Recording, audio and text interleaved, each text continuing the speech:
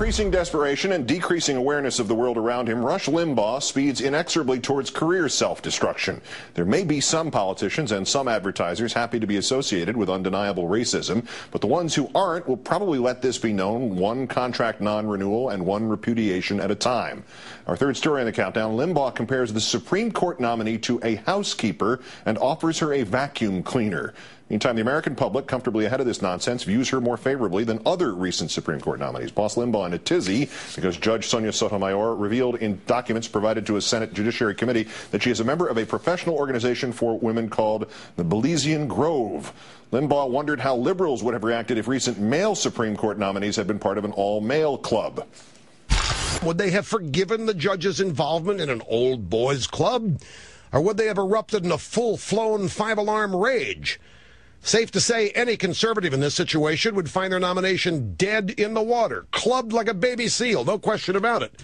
I think I'm going to send Sotomayor and her club a bunch of vacuum cleaners to help them clean up after their meetings. Parenthetically, do you think Rush is invested in a teleprompter and really doesn't know how to use it yet? Meantime, the judge continues to meet with senators, and like recent Supreme Court candidates before her, she has avoided offering her positions on hot-button issues like abortion and individual gun rights other than to say she respects precedent. The public is largely behind her nonetheless. Among respondents who say they know enough to offer an opinion, 43% support her either strongly or somewhat, 20% oppose her either strongly or somewhat, and her support number exceeds that of Justice Samuel Alito and Chief Justice John Roberts at about the same time in their own nominations. Let's turn now to the Associate Professor of Politics and African American Studies at Princeton University, Melissa Harris-Lacewell. Good evening. Pleasure to see you in person. Yeah, nice to be here. Let's get this one thing out of the way. What is the difference between Judge Sotomayor's membership in this all-female professional association and some hypothetical judge in an old boys club like it would have been 30 years ago known as the Supreme Court? Yeah, well, I was going to say, actually, the Supreme Court still is an old boys club in many ways. I mean, the first Supreme Court was seated in 1790. Between that and 2009, there have been exactly 2 African-American men and 2 white women. And over those years, they've made decisions on slavery, immigration, gun rights, every important thing that governs who we are as a democracy. So I think the real anxiety, the real issue that is emerging here is this sense of how dare a woman of color imagine herself part of a group that will make decisions not just about women, not just about people of color, but about everyone in the country. It's a real question of citizenship. And also this idea of being a member of a club or an organization dedicated to professionals in a field who represent a group that has been in some way discriminated against, harassed. Very few men over the years have had some sort of economic situation where they were paid less for the same work that some woman was doing down the street. There is still some sort of compensatory part of society that when you equate an all-men's club and an all-women's club, it doesn't make any sense unless you deliberately leave it out of the equation. Well, certainly. I mean, it's a kind of flatness that the right likes to do so that we can talk about it as though it's all fairness, all identity groups. But maybe Limbaugh hasn't noticed that, for example, there are very powerful Republican women's groups. Republican women are some of the most organized political women in the country. They get together with just other Republican women and talk about Republican women things all the time. I mentioned this with the vacuum cleaner line. This is quite serious. 28 years ago, and the way the story was told to me by a witness, the great comedian Paul Lynde, who was on the Hollywood Squares and towards the end of his career, and in fact the end of his life, made a joke that involved minority women, and cleaning ladies was the phrase that was still in use then, and the producers stormed out of the control room, stopped the taping, fired him on the spot, and ordered that entire series of shows erased. He was fired out of work, essentially the end of his career at that point.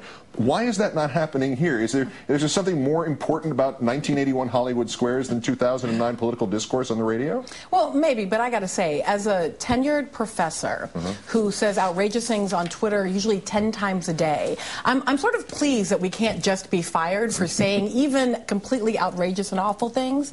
I'll also say that I think the big key is not so much what Limbaugh utters, but how we react as a public. When I teach lynching to my students, the most interesting part of the lynching photographs is that everyone is standing there and facing the camera, perfectly proud to be part of this. What's exciting about Limbaugh's outbursts is that white men with television shows say things like, this is completely appalling. Let's bring a young black woman on to talk about how appalling it is. So everything is not okay, but we are in a fundamentally different place, and the fact that so much of the American populace rejects it is, for me, part of what we ought to be focusing on. It's a thick, old tree, and it takes a long time to cut them down, especially if there's a forest full of them. Yes, and when the Senate is apologizing for slavery on the same day, you know, I mean, it's progress. It's not the end point, but it's progress in an important way. Amen. Melissa Harris-Lacewell of Princeton University, thanks for coming in. Sure. Time for Countdown's number 2 story, tonight's worst person in the world.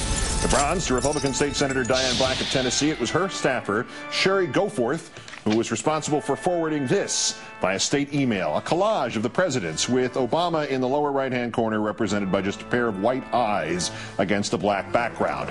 But don't worry, State Senator Black has issued what she called a strongly worded reprimand to Goforth, which reads in full, Dear Sherry, this is a follow-up to confirm our conversation regarding the state email policy. First, as we discussed, email communications are for state use only and should not be used for purposes outside of the guidelines established. Also, as we discussed, no communication that is derogatory regarding any minority should be sent from this office, or that employee will be subject to termination of employment with my office. I know you take this policy seriously, and I am confident that you will abide by the policy.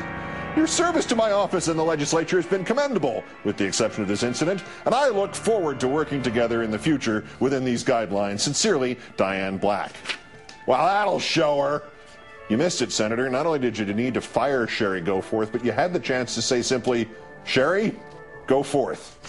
The runner-up is Karl Rove, complaining on Fox News about ABC's upcoming special on health care reform originating at the White House.